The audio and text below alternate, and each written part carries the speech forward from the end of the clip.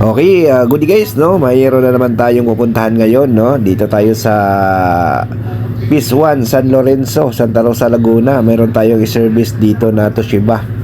Mayroon daw guys error, no? Tingnan natin kung anong problema, kung bakit nagkaroon ng error ang kanyang washing machine. So puntahan natin guys yung unit para ma-check natin kung ano ba talaga ang problema ng Toshiba ng ating customer, no? So ito nga guys, F8 pala yung error, ayan, no?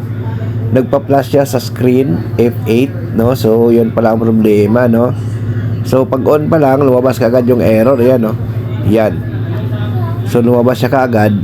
So kapag ganito guys, ang una nyong tingnan kapag F8 sa Toshiba ay mga wiring, no? Kasi kadalasan guys, wiring problema ng mga F8 error. So ang gagawin namin dito, baklasin natin to yung gilid para makita natin yung mga wiring, no? Lalo na doon sa ilalim. Kasi usually guys, doon sa mga previous vlog natin, yung F8 error ay ngat-ngat ng daga, no? So dito tingnan natin kung same din ba ang problema dito sa Toshiba na ito, no? So yun, sa mga gusto magpa-service sa amin, no, message na lang kayo sa aming Facebook page sa North Cherry Repair Shop, or yung number namin guys nasa description. Kunin nyo na lang kung gusto nyo magpa-service sa amin, no? So kami po ay nagsiservice ng Cavite, Laguna, Batangas, no? So yun. So ito nga guys, inangat na natin to para makita natin kung ano talaga ang problema. So buksan natin to yung dito sa ilalim, no? Tingnan natin, no? Dito guys, may nakita na kami indication dito na may mga balat ng wire, no? So i-confirm pa rin natin, no? Tingnan natin kung same din ba doon sa mga na-vlog natin dati, no? Yung F8 error ng Toshiba, no? So ayan, so buksan lang natin to guys, yung nasa ilalim na cover dito, no? So yan, binubuksan ng kasama natin, no?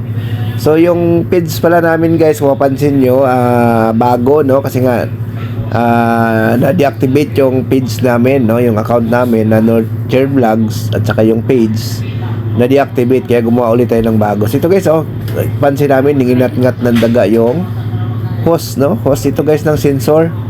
So confirm natin ito, sigurado inat-ngat ng daga to yung mga wiring nito, no? Kasi nga ito guys, kita natin putol yung hose ng sensor, no? So tingnan natin, buksan natin muna to. Yan. So silipin natin. So tanggalin lang natin to yung plastic cover guys, no? Tingnan natin. So yan, kung mapansin nyo guys, oh, halos nginat-ngat nga guys ng daga yung mga wiring dito. Parang minarder nga, no? Nginat-ngat nga. Ayan, no? Tingnan mo yung mga wire guys. So kita natin, ayan, no? Ayan, putol lahat. So kita natin na ayan, si ma'am nagkumuha din ng video, no? Para may ebidensya. Ayan. So ngat-ngat nga guys ang problema nito, no? So ang gagawin namin dito, pipix natin to guys, no? I-rewire natin to, yung mga ngat-ngat. Then pagka na-rewire na natin, testingin na natin, no? So ito guys, madali naman siya kasi nga color code naman yung mga wiring dito. Hindi naman kayo maliligaw dito, no? Kapag nakita nyo yung putol, hanapin nyo lang yung kakulay, dugtong nyo, no? Kasi nga color coding naman, hindi kayo maliligaw, no? So yun. So repairin muna namin to guys, no?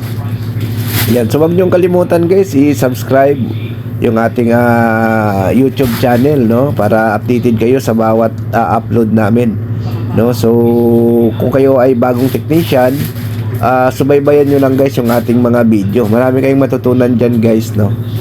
Lalo na sa pag-repair ng washing machine. Kasi ngayon guys, mas lakas pa kumita yung mga automatic washing machine technician compare sa mga nag-aircon, no? Kasi nga medyo mahina na talaga ang kitaan sa aircon ngayon, lalo na sa mga installation, pababaan na, tapos marami na ang pre-installation, no?